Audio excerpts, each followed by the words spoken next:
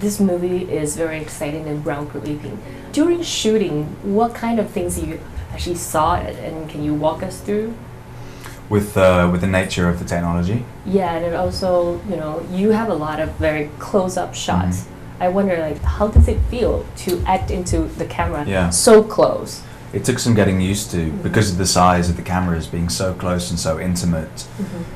It meant that often our sight lines with the other actors were obscured, and you'd have to perform the dialogue to bits of sellotape stuck around the camera rather than being able to see and maintain eye contact. And so you would do a wider shot, and you'd have that eye contact, and you'd almost have to hold on to the memory of that, and then use your imagination, obviously, as the camera came closer and as that was cut off.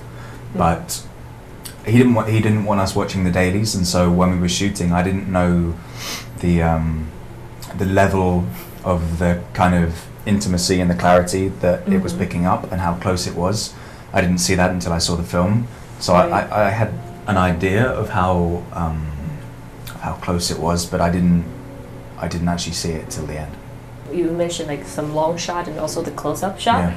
That means you have to repeat the same lines over and over again, right? Yeah. Even for the emotion. Yeah. How do you do that? I mean, it's harder in some scenes than others. So for the more emotional scenes, sometimes you find you're able to keep giving what you need to give, but sometimes you kind of just get it all out at once, and I don't know, you just have to. I mean, it's your job. And is this a job tough for you because you have to work with your dad? Is it? I think it. Yeah. I mean, I think anyone who gets to work with him is very lucky. So, especially, as an actor, to just be able to work with Ang Lee is just an incredible opportunity. So, I don't think any sort of personal relationship that we had. I mean, it's great to work with your father, but just being a part of the story and just sort of, it's just an incredible story. So is it strict on you? Strict on me? I mean, he expects a lot from any one of his actors, so I don't think there was any personal vendetta to try to torture me or anything. But I know that in the very first step, when you go into the sort of like performance business in Hollywood, he kind of like he doesn't want you to do that, right? Well, yeah, I think he knows it's a challenging industry, a challenging career path, but he didn't listen to his father when he wanted to be a director. So that's a good one. So So, I think it's okay. But he's helping you now, is it? In being the son of Ang Lee, is it an advantage or a disadvantage? I think it's an advantage in that, creatively, I mean, obviously there's a lot of experience that he can sort of just sort of share with me, just what he knows about, this career path. But other than that, I mean, I think I think it's mostly just a benefit to just sort of have a person to sort of guide you through this business. Yeah. And I'm also very curious about the audition process. I know this is your very first film. Yeah. Yeah, and your first film, you work with Ang Lee, and that's something probably a lot of newcomers in this star business, they might very envy you. So how did you get involved with the project and get in this role?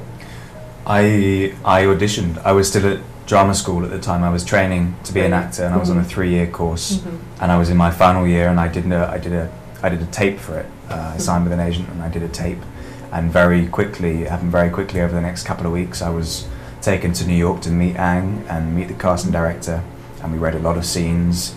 And over the next 10 days, we did a lot of tests, both in New York and in Atlanta. We did a screen test with all the crew there.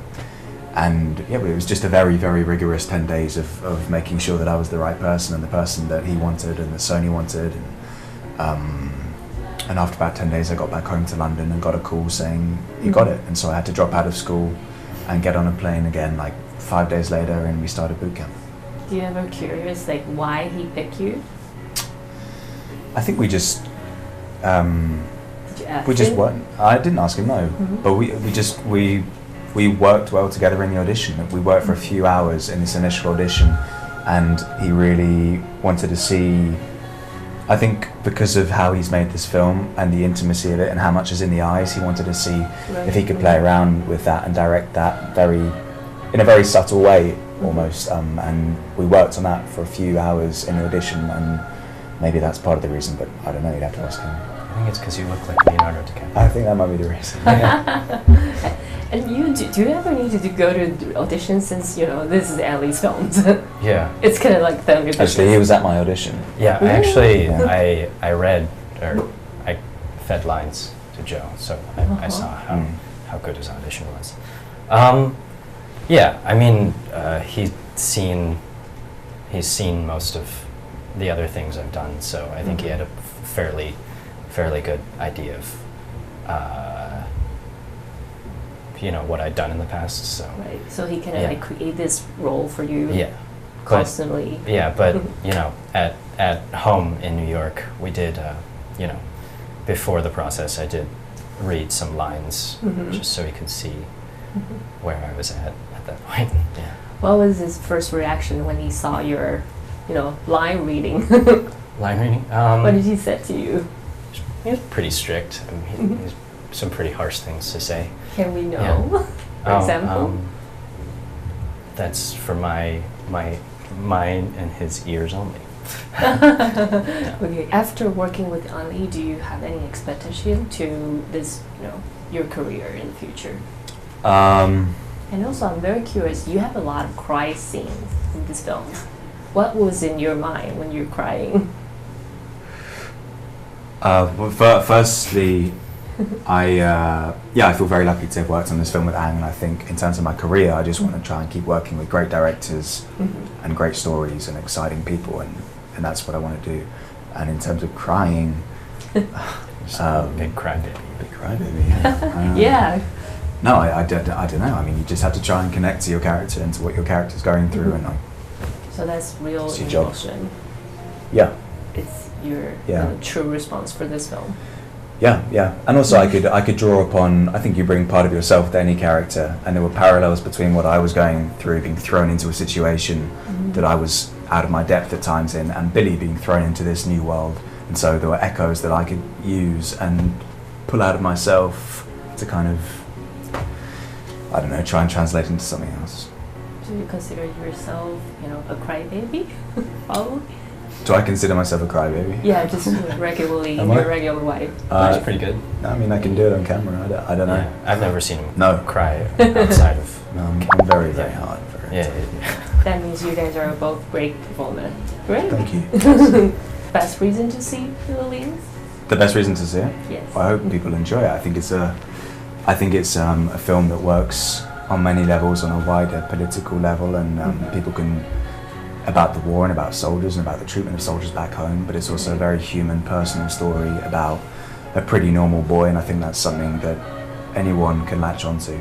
Right. Yeah. I mean, I think just from every standpoint, be it from the new technology to the story itself, like football, soldiers, Beyonce, and also just sort of the different, comedic actors who had never really done dramatic work before, and just sort of this weird amalgamation of these things that shouldn't really work together. I think was just a very sort of endeavoring, sort of courageous spirit, pioneering spirit. So I think that spirit just very much sort of translates, and you see it very directly on camera. So I think that's a very good reason to see. Great. Thank you so much. Thank you.